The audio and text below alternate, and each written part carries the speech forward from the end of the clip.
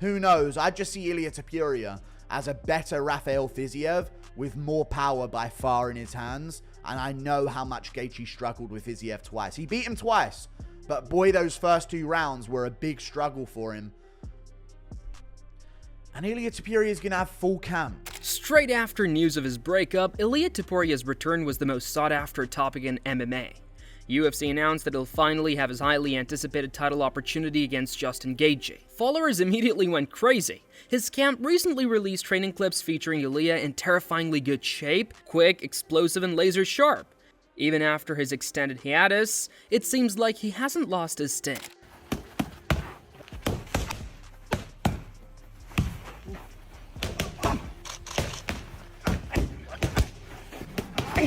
Daniel Cormier had a say on the matter and didn't mince words. He flat out disagreed with the UFC's decision to award Gaethje the title fight over Arman Tsarukyan. In Cormier's view, Arman earned the spot through performance and consistency, whereas Gaethje appeared to be getting a second opportunity because of popularity alone. I don't understand how anyone in this weight class can say that they should get a title shot over Arman Tsarukyan. He was the #1 contender for the last year. He was in line to fight for the belt in Los Angeles, and then it didn't happen. It was because his back went out, right? Some people were saying it was a weight issue. Well, today he stepped on the scale as a backup fighter and looked in phenomenal shape. It just feels like Arman Tsarukyan should be next to fight for the championship. In answer, Chael Sonnen disagreed. He mentioned that Gaethje's title fight opportunity may have more to do with the number of favors he's done for the UFC than skill or record. Sonnen argued that Gaethje has always put in an appearance when the company was in need of him, and this is possibly the UFC repaying him in kind. He also said business usually trumps merit in the sport, and Gaethje's loyalty possibly got him one final opportunity at gold. Justin Gaethje, I had a concern for Justin Gaethje, which is he had made a statement where he had dug in. And at one point along the way, he said, give me a title fight or give me a release, right? Title fight or bust. And it made me nervous when he said it. It made me nervous just because I cannot recall a time that strategy has worked. But if there's anyone that would have the right to feel that way, I mean, Justin Gaethje's done some very heavy lifting, not to mention his very last fight. Just to remind you, he was an underdog. And just to remind you, it was a rematch that he'd already won. Nobody wants to do that. And just to remind you, it was short notice. Chael Sonnen even insinuated that Paddy Pimblett might have had some idea about all this in advance. He observed how unusually silent Paddy has been recently, particularly on social media. As Chael described, Paddy's silence may simply suggest that he knew Ilia was booked and did not want to make a fuss until the UFC announced it. When a fighter who's very good at media and understands the importance of the manipulation of media, when that fighter goes quiet, that usually means he doesn't still have something to fight for.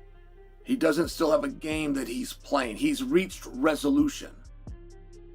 Well, at the same time, that Tsarukyan and Hooker can be a #1 contenders fight. At the same time that Ilia could be fighting Gaethje for the title. Michael Bisping, however, strongly disagreed with Chael's logic. He argued that the UFC shouldn't make fights based on personal favors, but on what brings the most entertainment and attention. Bisping claimed that Ilia Topuria versus Paddy Pimblett would have been a massive event and possibly broken records.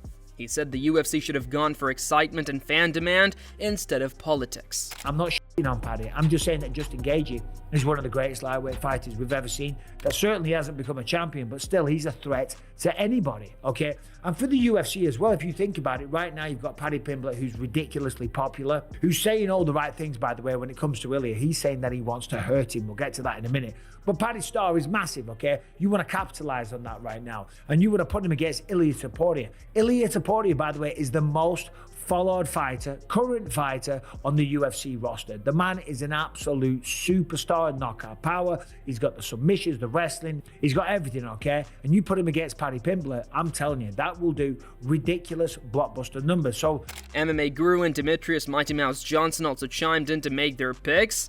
Both analysts went big on Ilia Topuria, stating they anticipate him winning comfortably. Mighty Mouse highlighted Ilia's accurate striking and defensive sensibilities, while Guru added that Gaethje's attacking style could easily come back to haunt him. They concurred that although Gaethje is resilient, Ilia's timing, power, and calm would make it a one-sided affair from beginning to end. What? What happened? Go The on. UFC is planning for Ilia Topuria to headline its first Paramount card versus Justin Gaethje. That's the plan as of now. You're lying right now. That would mean Pimblett versus Holloway, which actually would fix a lot of the weird order of things. Why Justin Gaethje? You saw that as well, Nick? Gaethje said he would retire if he didn't get a title shot. Well, if we're gonna go at that, I got Ilia Topuria knocking him out. Yeah, same here. I just feel after you've been dropped so much and you're gonna fight somebody who's a f***ing deadly striker, great wrestler, who has a chin, who's willing to put himself in the fire to land that shot, and not just the shot to the face. Let's not forget about Ilia Topuria's body work as well. MMA Guru later commented more on the situation in his channel. He stated that this fight sets an ugly precedent for the UFC, awarding fighters based on favoritism over current performance.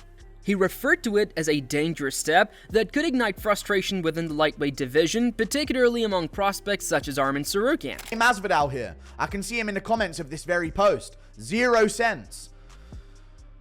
But it does make sense because of how pathetic the top of the division has been for so long. We've been left with no other choice but this. It's this or giving Paddy Pimblett the title shot, and Gaethje's ranked higher than Pimblett, and to be honest, Gaethje's more deserving of a title shot than Pimblett. It's unfortunate. I think Pimblett would be a bigger fight. I think that would be something where you could say, okay, well, at least it's silly, but this is a blockbuster pay-per-view event. Guru also dissected why the bout is stylistically ill-matched for Gaethje. He explained Ilia's pressure-oriented boxing and counter-punching style play to Gaethje's defensive weaknesses perfectly. Gaethje's habit of brawling might expose him to clean counters, and Ilia's accuracy makes him deadly in those situations. In addition to that, Guru noted that Ilia will be given a complete training camp and added emotional combustible from his recent breakup. Not a healthy combination for any fighter to enter the ring against. Who knows? I just see Ilia Topuria as a better Rafael Fiziev with more power by far in his hands, and I know how much Gaethje struggled with Fiziev twice. He beat him twice, but boy, those first 2 rounds were a big struggle for him. And Ilia Topuria is going to have full camp. Jorge Masvidal also weighed in and was not afraid to tell it like it is. He said the heartbroken Matador is going to flatline Justin Gaethje, and that Ilia's personal life may motivate him to fight with a little extra intensity. He told the fight to be a bad night to happen to Gaethje, forecasting an early knockout and referring to Ilia as one of the most dangerous men currently competing in MMA. His power, he hits harder than Islam, I'm telling you. He hits harder than almost every 55 of that. It's because a lot of it's genetic, but his technique is legit along with his genetics that God gave him. So, man, he could win the belt, I'm telling you, and defend that belt. He could do some rock star shit at that weight class. That's sick. Well, he'll beat like a guy like Gaethje that just won. I think he would flatline Gaethje. Yeah. He'll put Gaethje in a coma. Yeah, definitely. He'll put Gaethje. They don't want to see him do that, bro. They don't want to see him end their poster boy Gaethje like that, because he'll end Gaethje. Ilia Topuria himself finally had a say and responded to the announcement of the fight. He stated that he does not have a problem with fighting Gaethje, but politely indicated that everyone already knows what will happen. His demeanor was relaxed but confident, as if the winner has already seen it in his mind. Ilia further stated that it is not about proving something, it is about reminding folks who the best fighter in the division really is. His message was straightforward: he's back, and he's not going anywhere without the belt. I fought with Max, he knocked out Justin Gaethje. I fought with Charles Oliveira, he submit Justin, so that everyone is gonna be like, they're gonna know the result even before the fight. He's gonna be a huge underdog. Yeah, he's gonna be a huge underdog, and everyone's gonna know what's gonna happen. In the fight game, everything can happen, but it's like, yeah, bro, come on. On the other side of the divide, another showdown in the making: Dan Hooker versus Arman Tsarukyan. MMA Guru had predicted Arman to beat Dan and earn the next title shot after Ilia. He complimented Arman on his athleticism, wrestling pressure, and the ability to control in transitions. Hooker's striking will not be sufficient to keep Arman from him, particularly once the bout goes to the ground. He thinks Arman will apply his speed and conditioning to take control early and dominate the whole fight. Arman Tsarukyan versus Dan Hooker. I've got Arman winning. I do. I see this as a bit of... Listen, I thought Gamrot could have won that Dan Hooker fight, and I know it was close and there's damage, and Hooker had some good moments towards the ends of the rounds, and that's what the judges are going to remember, so it's one of them. It's one of them. But I think Arman Tsarukyan is just going to be more comfortable on the feet with Dan Hooker than Mateusz Gamrot was, and Mateusz Gamrot did drop Dan Hooker on the feet as well, so I reckon Arman Tsarukyan's got this one in the bag, and I think if he wins this one, there's no doubt. Guru went on to describe in greater detail why he believes Arman will be victorious. Much of his acclaim was reserved for Arman's wrestling, stating that his chain takedowns and top control are second to none in the division. Guru also praised Arman's striking and pressure composure improvements, noting that he's evolved into a well-rounded fighter. Guru concluded that Arman should be granted a title shot more than anyone, and that this bout is his last stepping stone towards it. I think his wrestling is good.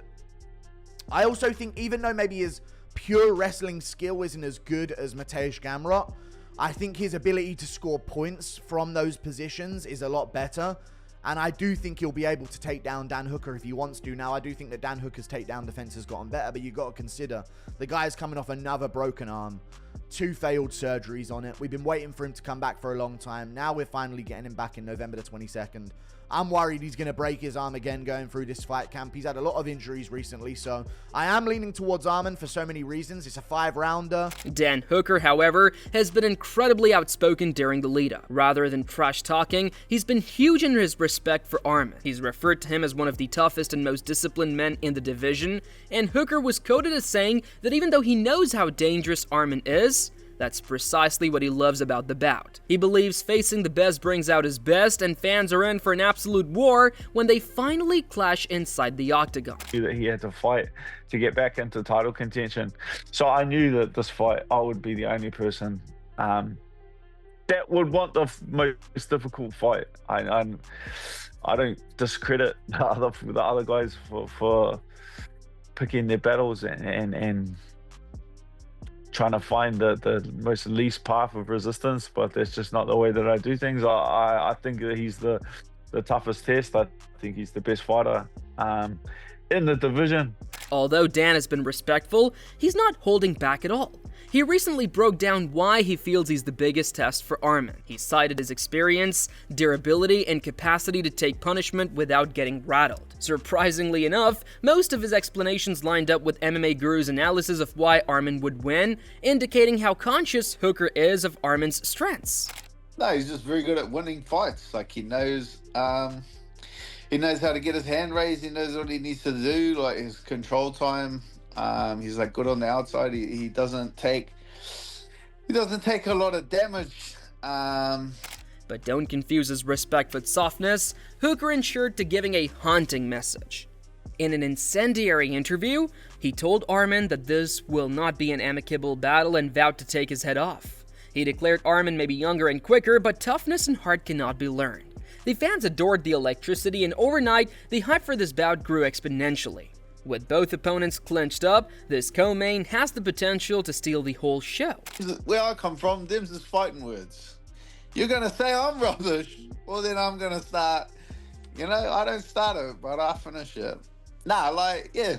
Of course, it's high-level competition, guys are going to be chewing at each other's necks, but I just generally hate his face. I hate the way that it's attached to his body, and I would love to fix that.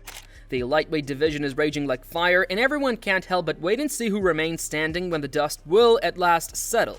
Subscribe and hit that like button, and turn on notifications so you don't miss the next huge MMA news.